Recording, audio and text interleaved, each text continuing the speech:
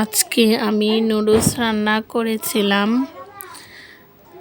আমি নতুন ইউজার, তাই ভাবলাম এটা তোমাদের সাথে শেয়ার করি, কিন্তু ভয়েস দেওয়ার সময় কি বলবো সেটাই ভেবে পাচ্ছিলাম না। তারপর ভাবলাম আমার এই অনুভূতিটাই তোমাদের সাথে শেয়ার করি।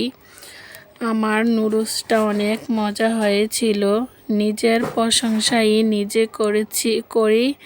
আমার পরিবারের সবাই অনেক পছন্দ করেছে। অনেক মজা হয়েছে, খুবই মজাদার হয়েছে।